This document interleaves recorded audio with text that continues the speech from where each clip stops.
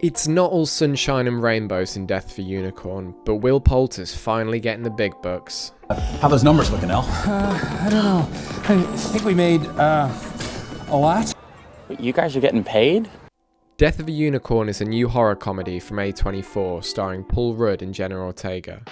They play a dad and daughter who accidentally kill a unicorn whilst on their way to his boss's estate. When the boss and his family find out, they quickly exploit the situation for their own personal gain, until trouble starts brewing and Mother Nature steps in. I want to start off by saying that this is not a bad film. In fact, there's plenty I liked about it. The central question of what if a filthy rich family came across a dead unicorn is both intriguing and kind of funny.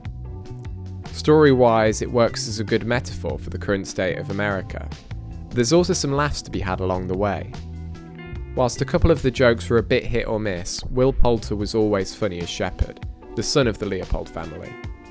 Modern day capitalism meets mythological creature is ridiculous enough, but throw in Mr. Eyebrows as a cocky business school dropout and it instantly gets better. Oddly enough, one of the scariest parts of the film was my realisation that somewhere out there, Nepo baby finance bros actually do exist. It's a shame they're not as rare as unicorns. Speaking of, the unicorns were really well crafted. Weta Workshop made the concept design, while Zoic Studios made the digital effects.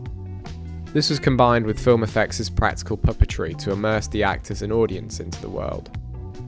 I can imagine coming up with a new look for an animal that iconic isn't easy, so making its presence feel palpable as well is really impressive. Gothic shadows, killer teeth, and a deadly horn make for a great twist on something as recognisable as a unicorn. What I like about the unicorn is that it's outlandish enough to create an escapist fantasy, but made unique by blending in horror and comedy, using these elements to zhuzh it up. The film then makes an overt critique of high society.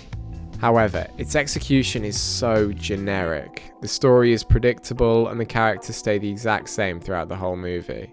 The rich family are caricatured to the point where you couldn't care less what happened to them, whilst Rudd and Jenna Ortega are some of the simplest cookie-cutter characters. There was a lot of potential, but it became such a middle-of-the-road kind of film. Not too bad, but not too good either. This is a fall from grace for A24.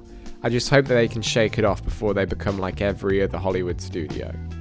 I mean, technically Death of a Unicorn is an independent film. It was made by indie production companies using a relatively small budget and is being distributed by A24, but it's a shame that this felt more like a forgettable blockbuster than a scrappy, show no mercy horror we've come to know and love from A24. Now it has high production values, A-list actors, and a one-note script instead of a film with feeling.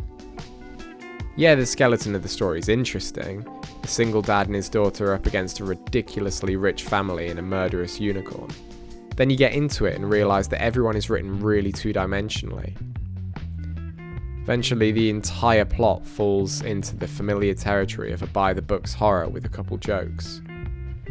That makes for an okay film, but it left me disappointed that it was all becoming a little safe. Rather than a bland script with uninteresting characters, it needed some of that A24 spark to put some meat on its bones and magic into its horn. On top of that, almost the entire cast are wasted in their roles. At its best, A24 is about seeing out of the ordinary stories with a cast of rising stars and some famous faces. So to have a promising narrative weakened by vanilla writing delivered by a bunch of household names was really frustrating. Most of the time it's major studios that try to inject their films with an independent flavour, so it's sad to see an A24 film try its hardest to become a mainstream moneymaker. With all that said, I don't hate Death of a Unicorn. It's still a perfectly pleasant watch that grips your attention, with some laughs scattered in. My only concern is that future A24 films don't settle for being this mediocre, and instead go back to their roots. Overall, I'd give it a 5 out of 10. If you like this, go and check out my other reviews and video essays where you can hear my thoughts on some other films. Thanks for watching, bye!